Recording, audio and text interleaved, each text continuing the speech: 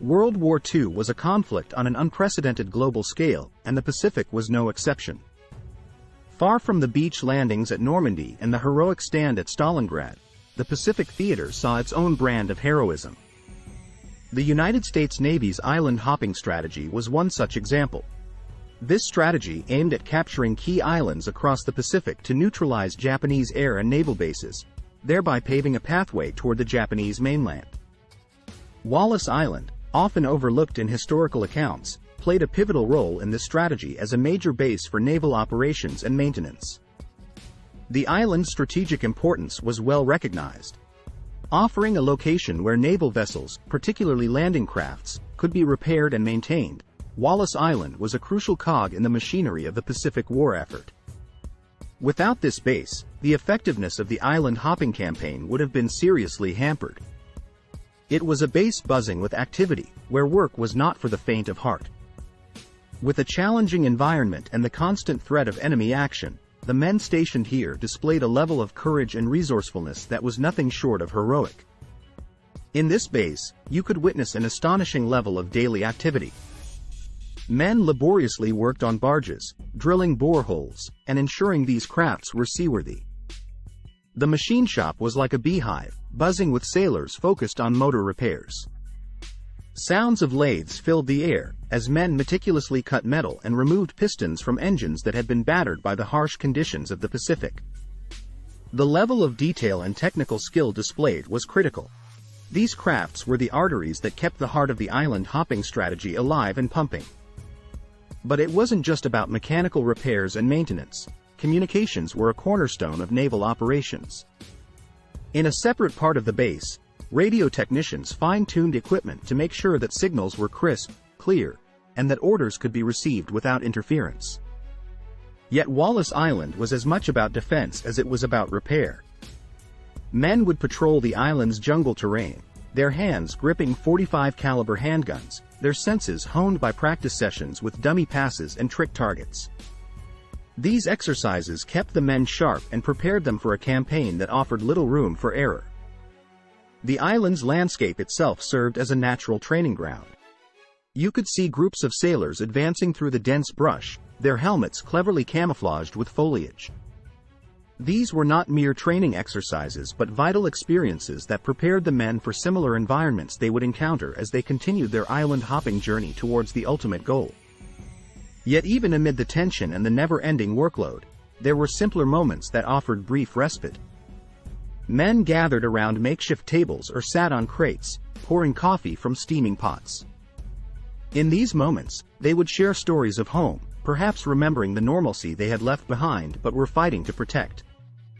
The camaraderie among them was palpable, a testament to the resilience and unity that would help them overcome the challenges of the Pacific theater. The landing craft repair base at Wallis Island may not make headlines in the grand narrative of World War II, but its role was invaluable.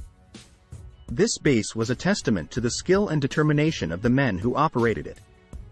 Performing duties that were less glamorous but utterly essential, these individuals enabled the United States Navy to execute its island hopping strategy with success. Their contribution, while not as celebrated, is a story of courage, skill, and the enduring human spirit. So the next time you delve into the history of World War II, spare a thought for the men at Wallis Island. Their story, while less told, deserves its rightful place in the annals of history.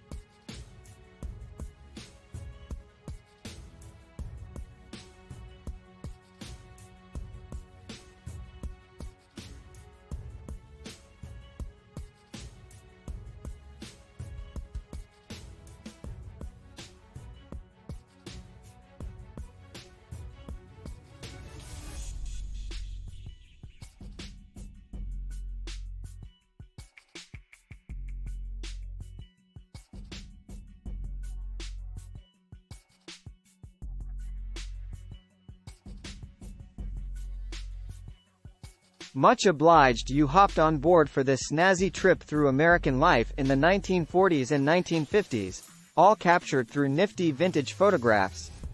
If this flick's got your motor running, don't be a square. Click on that jolly bucket of bolts to subscribe to the channel for more top drawer content just like this.